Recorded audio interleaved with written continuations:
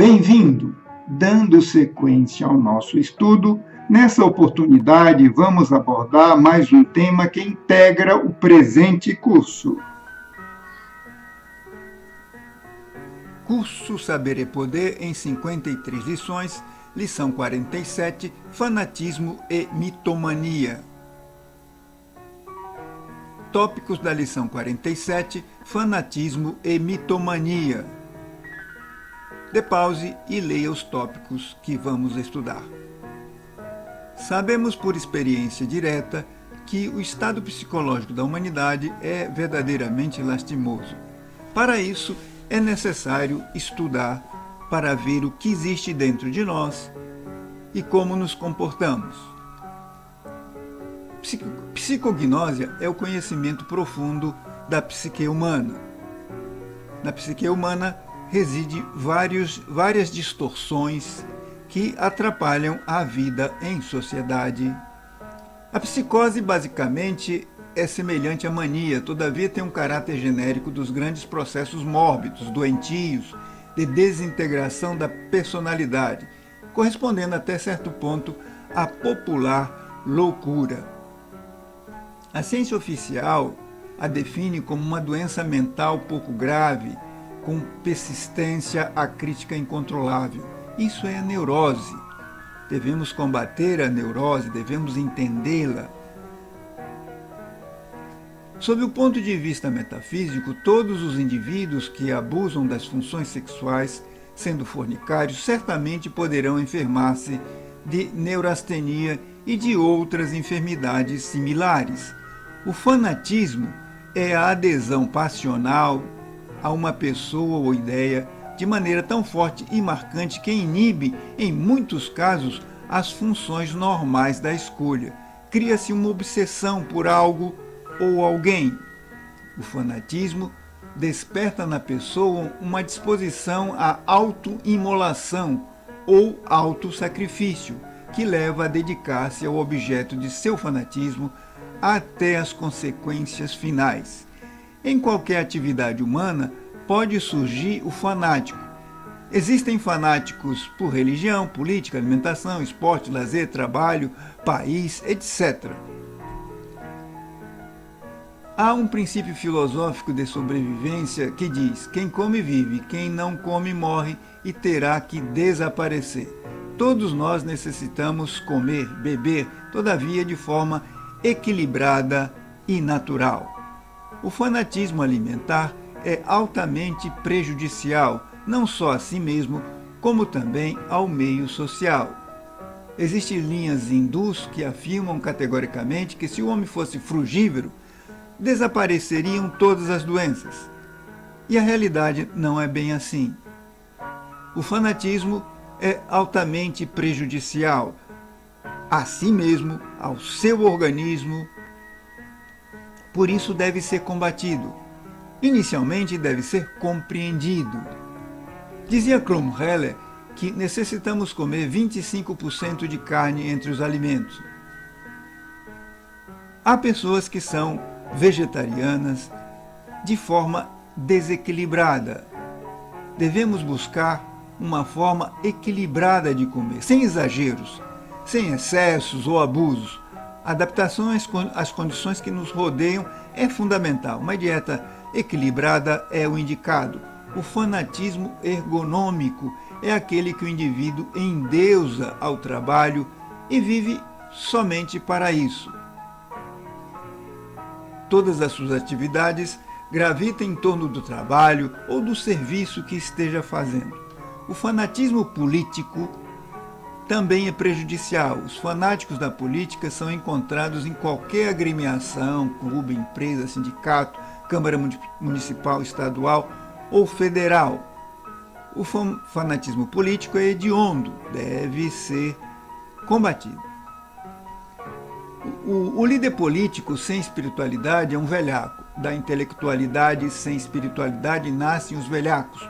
Quando um homem é líder político e espiritual ao mesmo tempo, pode fazer grandes trabalhos em prol da comunidade. Todos os grandes líderes políticos das poderosas civilizações que nos precederam na noite profunda dos séculos foram também grandes líderes espirituais. O fanatismo familiar é terrível, provoca inúmeros sofrimentos, separações, divórcios, lutas judiciais por posse de filhos, afastamento de membro da família e muitas outras consequências. O fanatismo religioso são terríveis, quantas dores, sofrimentos e amarguras tem provocado na humanidade. Todas as religiões possuem princípios eternos e divinais. As religiões não são culpadas dos fanáticos religiosos. Fanatismo esportivo. Muitos fanáticos ambiciosos por título, pela quebra de um recorde ou por uma posição máxima, ultrajam seu próprio corpo físico, injetando substâncias agressivas à constituição orgânica para obter um maior rendimento. As consequências sempre aparecem. Lembramos-nos do mundialmente famoso lutador de boxe, Cassius Clay, ou Muhammad Ali, que se tornou inválido, sofrendo de inúmeras enfermidades originadas pelos violentos golpes recebidos durante os combates. No fanatismo filosófico ou ideológico, o indivíduo só vê a sua ideia, ou que aceita como verdade única e primordial.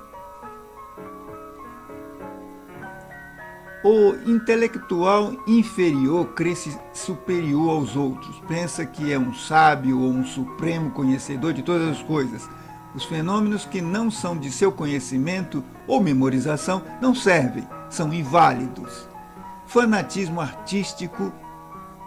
O fanatismo artístico é pavoroso, provoca um desequilíbrio emocional, e assim o vemos em diversos programas exibidos na TV ou no rádio, na internet ou em qualquer parte. Devemos cultivar a arte, pois ela é uma das colunas torais de sustentação dos grupos sociológicos. Cultivar a arte e o belo é uma expressão da mente inteligentemente dirigida. Fanatismo da moda. Vestir-se de forma elegante e respeitosa é hábito salutar que deve ser nutrido no meio social.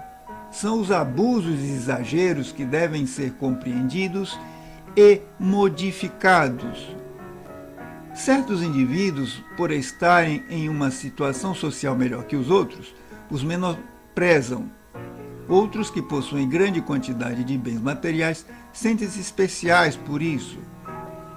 Isso leva ao fanatismo social, altamente prejudicial ao convívio.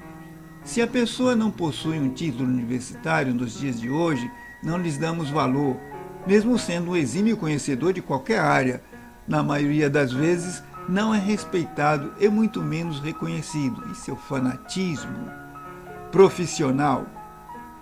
O jovem, muitas vezes induzido por esse fanatismo, busca as universidades para ser médico, advogado, engenheiro, professor químico, matemático, físico. Concluindo o curso, fica com seu diploma na mão à busca de um emprego. São obstáculos, tropeços, empecilhos para o trabalho de autoobservação íntima os seguintes defeitos psicológicos: mitomania, egolatria e paranoia. Devemos combater esses elementos dentro de nós. No egocentrismo, a pobre criatura pensa que é o centro do universo e que tudo deve girar ao seu redor. Esse é o ególatra.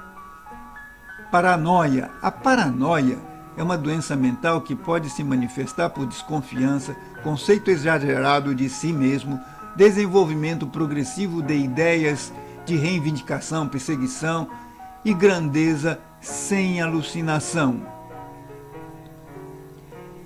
O mitômano delira com o poder de grandeza, crê-se um deus, pensa ser reencarnação de algum grande iniciado, personagem famoso, acredita ser um grande mestre. O mitômano misticoide é fácil de identificar. pois não oculta sua mitomania. Crê-se um Deus, um anjo, um mestre, usando tais títulos. O mitômano paranoico às vezes crê que alguém o está perseguindo para tirar o seu poder, não confia nem sequer em seus subordinados, está sempre preocupado com seu cetro de poder. O verdadeiro mestre espiritual não escraviza seus discípulos, dá-lhes liberdade para desenvolver suas capacidades interiores.